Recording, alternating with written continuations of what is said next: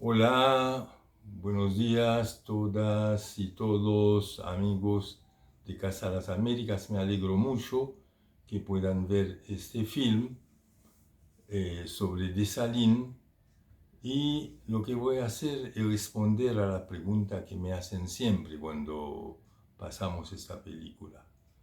Eh, ¿Por qué la hice?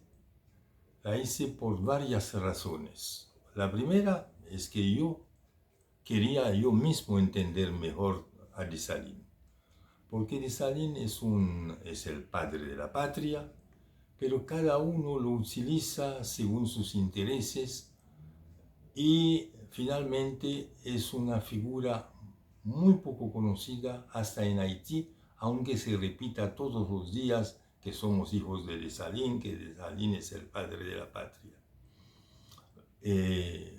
¿Por qué algunos tratan de presentar Dessalines como un militar, un soldado, un guerrero muy bueno, pero con muy poca capacidad política? Entonces, a través de esta película, la primera cosa que descubrí, y creo que es muy importante, es que Dessalines era un político muy fino también, no solamente un militar, sino un gran político. Es el único que en las condiciones del Santo Domingo, que va a volverse a Haití después, la colonia francesa, que logró reunir todas las fuerzas revolucionarias que tenían contradicciones violentas entre sí, reunirlos y crear una unidad que llevó a la independencia nacional. La primera cosa. Entonces hay que tener una gran habilidad política, un gran respeto por parte de las otras fuerzas revolucionarias que habían luchado con él para que aceptaran que fuera el jefe de este ejército llamado ejército indígena de lucha contra el colonialismo francés. La primera cosa. La segunda cosa es que Dessalines, entre todos los padres de la independencia, que son todos personajes homéricos, es el que tenía una visión con su equipo, tenía un equipo alrededor de él, entre los cuales un joven que se llama Boismontonner, y tenía otros, pero Dessalines es quien entendió el alcance de la revolución haitiana. Hay que decir que, antes de todo, había llamado al ejército de la independencia el ejército de los Incas, y a los soldados de la independencia haitiana lo que no se sabe, los hijos del sol. Es que él había sabido que en Perú había esta lucha que Tupac Amaru llevaba contra el colonialismo español y relacionó la revolución haitiana directamente a la revolución sudamericana, lo que es increíble.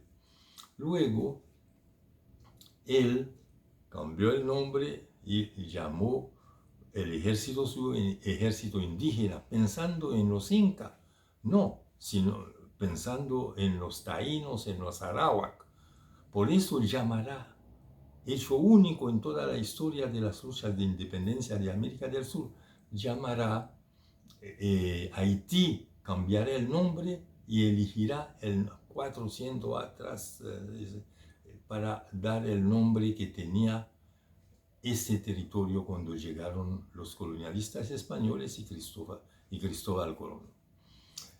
Y dijo que eran los vengadores de América, así llamó a los revolucionarios haitianos, los vengadores de América. Entonces, darle un alcance increíble. Entonces, después, descubrir el alcance de la revolución haitiana, después de la Revolución Americana, la Revolución Francesa, todos que hablaban de los derechos humanos, es la cosa más increíble, que iba contra todas las creencias, todo el imaginario occidental. Hizo de Haití un país independiente donde se proclamó la libertad y la igualdad de los derechos humanos de todos los seres humanos independientemente de su color. Pero fue más allá. Hay un artículo en su constitución de la cual algunas veces se burlan, porque entre los mismos firmantes del Acta de la Independencia, la mayoría eran mulatos muy claros y había hasta un blanco. Pero hay un artículo de esta constitución que dice: todo haitiano, independientemente de su color, será considerado como un negro. O sea, la palabra negro, que era una especie de estigmata, un insulto en aquel periodo, él hizo de esta palabra negro una palabra gloriosa. Entonces, mucho más antes de Black is Beautiful, de Black Lives Matter, no. Los haitianos, entonces, es uno, además de los legados de Stalin, es que todos los haitianos, independientemente de su color, hasta ahora se consideran negros. Entonces, bueno, y hizo otras cosas increíbles. Fue el primero que inmediatamente después de la guerra de independencia declaró que cualquier negro o mulato que huyera de Estados Unidos viniera a Haití sería considerado libre. Haití fue territorio libre donde se reconocía la nacionalidad de cualquier persona que viniera de un país donde reinaba la esclavitud y el colonialismo. Bueno, otra cosa creo increíble de la revolución y de Dessalines es que Dessalines lo acusan de haber sido un masacrador de blanco. Es absolutamente falso. Dessalines masacró a los franceses, sí, como hizo Bolívar con los españoles. Pero Dessalines, por eso militarmente y políticamente también es alguien de sobresaliente, es que Dessalines es el primero que entendió que el ejército de Napoleón, el ejército que mandó Napoleón con su cuñado como jefe de esta expedición, con su hermanita Paulina Dorada, Dessalines entendió inmediatamente que venían a hacer una guerra de exterminio. Y descubrieron efectivamente que la palabra de orden era matar a todos los negros y a los mulatos que tuvieran más de 14 años. Eso era la idea. Entonces Dessalines hizo una guerra de exterminio también hacia el ejército que venía a exterminar a los haitianos. Y por eso ganó. Y independientemente de... Entonces Dessalines no fue un masacrador de blanco. Además, reconoció a los polacos y a los alemanes, los prusianos que habían desembarcado con Napoleón, con el ejército de Napoleón, con Leclerc, y que se habían puesto del lado de los revolucionarios haitianos, hizo de ellos ciudadanos haitianos inmediatamente. Y además, en el decreto de masacre de los franceses, excluyó a los curas, a los farmacéuticos, a los médicos y a los artesanos. Entonces, esto de masacrador de blanco, que le pusieron como algo para espantar al mundo entero, fue trabajo de la contrapropaganda, de la desinformación de los propietarios, de los esclavistas franceses y demás. El primer libro, describiéndolo como este gran sanguinario, ha sido escrito en México por no sé si un mexicano o un español. Entonces, Dessalines, desde este punto de vista, creo que uno de los próceres más distinguidos de toda la historia del mundo y de América fue el Espartaco vencedor. Y hay que saber que los franceses muy cuidadosamente evitaron hablar de Dessalines. Entonces, a nivel mundial es una figura desconocida porque hubo una campaña muy bien concebida para que no apareciera su nombre. En Haití, después de su asesino, cuando él no supo más controlar y regular las contradicciones en la sociedad, los mismos generales que lo habían proclamado emperador lo asesinaron.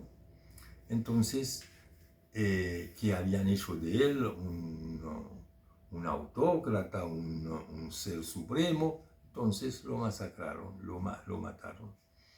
Y durante 40 años se borró el nombre de Dessalines, no se podía hablar de Dessalines en Haití mismo, y en el resto del mundo no hablemos. Ahora en Francia se celebra mucho a Toussaint Louverture, porque Toussaint Louverture, que era también un gran político y un gran guerrero, pero Toussaint lo arrestaron por traición los franceses y lo llevaron a morir en Francia. Entonces, en algún sentido, son los que lo han vencido. Napoleón lo venció porque lo hizo preso y lo mató en sus cárceles en Francia. Entonces ahora lo pusieron en el panteón como general francés. Pero con Dessalines no lo pueden hacer porque Dessalines es quien los venció, es el ganador, el que ganó a Napoleón. Y eso se digiere con dificultad por parte de una parte de la población francesa. Entonces, todas estas razones, además, hay cosas increíbles. La historia de Dessalines con su mujer. La mujer de Dessalines, una figura increíble. Charlotte Marcadieu, uno de sus tenientes, o el joven Boisron-Tonnerre, son figuras increíbles. Y bueno, entonces yo dije que hacía falta una pluma como la de Shakespeare, de Homero mismo, no sé, de Cervantes quizás, o de Alejo Carpentier, para lograr rendir lo complejo y lo épico de una figura como la de Dessalines, que nos pertenece a todos. Después de la independencia, hizo unas declaraciones acerca de Guadalupe, acerca de Martinica, que son también de antología. Entonces, bueno, espero que tengan una muy buena proyección y que haya un debate fructuoso después de la proyección. Estoy siempre aquí a la orden para responder a cualquier pregunta futura que me harán y espero que se difunda mucho esta película en Cuba, como además era el acuerdo con el ICAIC cuando estaba terminando la edición de esta película.